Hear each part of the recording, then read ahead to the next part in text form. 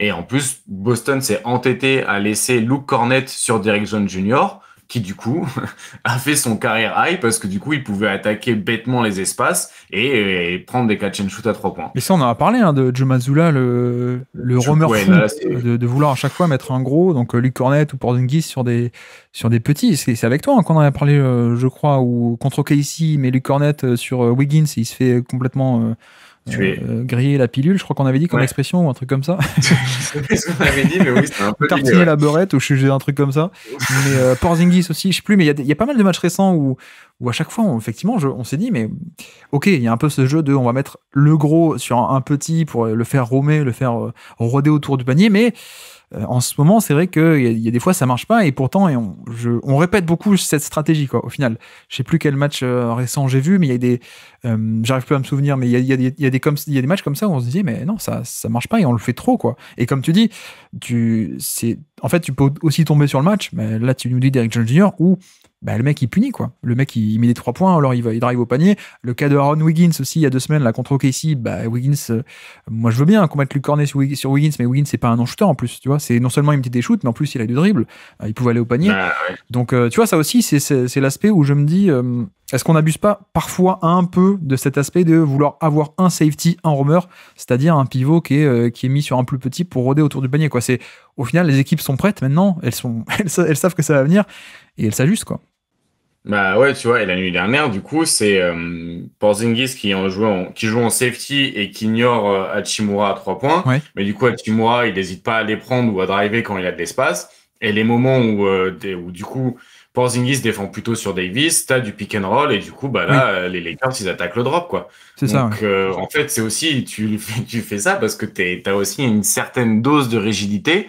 Et en fait, ta flexibilité défensive, elle venait beaucoup de la capacité de switch hold de Al Horford, ouais. qui a genre 40 ans, 39. Et du coup, Al Horford, la fréquence au cercle, la réussite au cercle des adversaires quand elle est sur le terrain, elle explose complètement. Parce que du coup, il est plus du tout capable de tenir les switch holds. Et en plus, il lui demande même plus de switcher. C'est ça, Il ouais. lui demande de faire du drop. Et le drop d'Al Horford, c'est pas terrible du tout.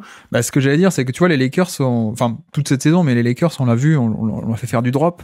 Et donc, on a retrouvé un peu, justement, on en parlait, mais on a retrouvé le Austin Reeves qui fait ses empty action, quoi, qui fait des jeux à deux sur tout un quart de terrain et qui va cibler le drop de Al Horford. Et ça a plutôt bien marché, mais effectivement, il y a, je sais pas, défensivement, c'est un peu. Je me demande à quel point est-ce qu'on pousse pas un peu le curseur un peu trop loin au niveau de ce genre de jeu de match-up. Non, oui, c'est ça. Parfois, on pousse un peu trop loin la caricature de l'équipe, en fait. Là, genre, je comprends qu'il y a des principes qui soient forts, mais de manquer de flexibilité, c'est en train de leur revenir un petit peu dans la tronche, quoi. Parce que du coup, les équipes, elles l'ont vu un peu le blueprint d'un match des Celtics, quoi. Il n'y a plus vraiment d'effet de surprise, c'est plus vraiment déstabilisant, quoi. Oui, et puis, comme dit, c'est aussi alors, la bonne surprise Cornet, on est d'accord. Mais le secteur intérieur est peut-être le point central de cette équipe, au final. Interrogation au Porzingis et à sa santé. Bon, pour l'instant, ça a l'air d'aller, mais comme tu le décris, il y a des compromis tactiques. Al Horford, qui était celui qui était censé un peu régler ce compromis tactique, il n'y a plus trop le niveau. Donc voilà, Tillman ne joue pas trop non plus, mais c'est pas lui qui est genre la solution parfaite non plus. Non. Donc ouais, c'est toujours à surveiller un peu ce. D'ailleurs, ça m'étonnerait pas que Brad Stevens nous sorte un peu un coup de son chapeau à la trade deadline. Moi, j'y crois pas. Ouais. J'y crois pas cette année parce que il a quand même genre prolongé tout le monde. Et il y avait j'avais l'impression l'esprit de genre vouloir repartir avec le même groupe, quitte à trop payer et à vraiment rallonger les contrats de tout le monde. Et je me demande En fait, je pense que Boston aurait besoin d'un gros coup de mou. J'ai l'impression qu'ils sont pas assez mauvais pour l'instant pour que c'est pas assez la crise, tu veux dire. Oui, c'est pas assez la crise.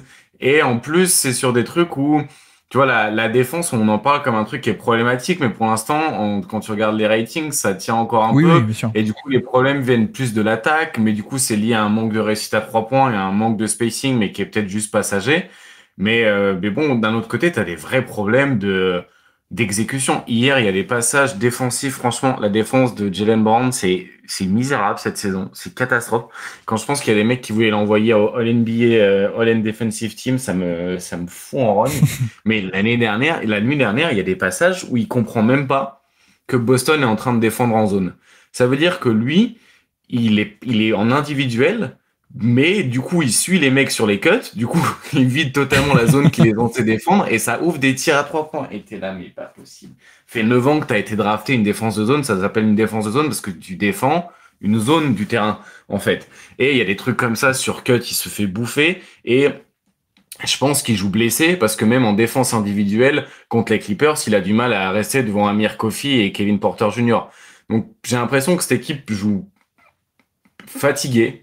Et je sais pas si c'est psychologiquement, mentalement ou physiquement, mais que ce soit, il y a Jrue Holiday qui a été blessé, il y a Porzingis qui revient de blessure, il y a Al Horford qui a 45 ans, Jaylen Brown qui a eu des blessures aussi. Et j'ai l'impression que ouais, c'est un peu la version. L'année dernière, on a eu la version parfaite de ce que l'équipe pouvait être. J'ai l'impression que cette année, on a un petit peu le revers de la médaille du côté de Boston, quoi.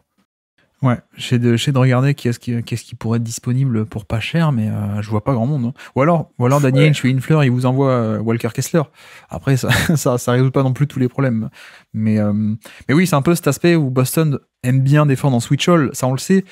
Mais concrètement, aujourd'hui, tu défends en switch all avec un big qui peut plus trop switcher, ça c'est Porzingis, et un autre qui a jamais trop su le faire, et un autre qui peut plus trop switcher, c'est aussi Al Horford, quoi. Donc ça apporte des problèmes. Et qui est-ce que t'as trouvé? T'as Nemaskita qui effectivement rentre dans ce rôle-là, qui peut le faire, hein, de switcher, mais bon voilà, c'est une bonne surprise Kita, mais pas plus. Et Luke Cornett qui est un peu le troisième big de la rotation derrière Porzingis et Horford, qui lui non plus peut pas trop switcher. Donc on est obligé un peu de faire ce côté jeu des match-up, on te met sur un petit, mais les équipes sont prêtes et punies. Donc oui, mais après on dit des critiques, hein, actuellement, on est d'accord que c'est relatif à des attentes et des standards d'équipe d'élite, hein. On parle d'un candidat au titre, hein, évidemment. On dit pas qu'ils sont 28e en defensive rating, évidemment.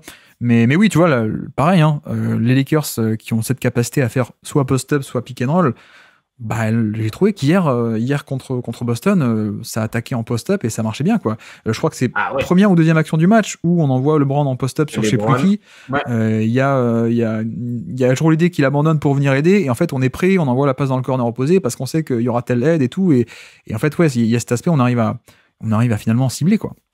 Bah, en fait, ouais, c'est ça. Et ils le font avec Davis aussi. Les Oui. Lakers, tu vois, ils l'ont utilisé comme porteur de balle pour obtenir des mismatchs sur un pick and roll. Et en fait, le pick and roll, c'est pas vraiment un pick and roll, c'est un un pick and post-up. En gros, une fois qu'il a obtenu le switch, Davis, il se met au post-up, ça attire un deuxième défenseur, il est prêt, il envoie la passe, c'est réglé, quoi. Ouais. Donc, d'où le fait que Boston a voulu passer en zone, mais vu qu'il y a des mecs qui comprennent pas ce que c'est une défense de zone, ça marche pas non plus. Ouais. Et du coup, bah oui, ils se sont fait ouvrir. Et après, bon, bah il y a aussi un peu une surchauffe à 3 points du côté des Lakers. Mais bon, quand t'es pas capable de suivre les mecs sur cut et que t'es pas capable de rester dans ta zone en défense de zone, c'est aussi bien fait pour toi de te faire punir, quoi. Bon, après, effectivement, on parle d'une équipe qui est pas trop en forme de base, en tout cas pas comparé aux attentes de meilleure équipe de NBA ou pas loin, qui était en back-to-back. Donc bon, on va pas trop, c'est pas pour tirer des plans sur la comète à partir d'un match, mais effectivement ils se sont fait bien. On a vu quelques problèmes contre les Lakers apparaître.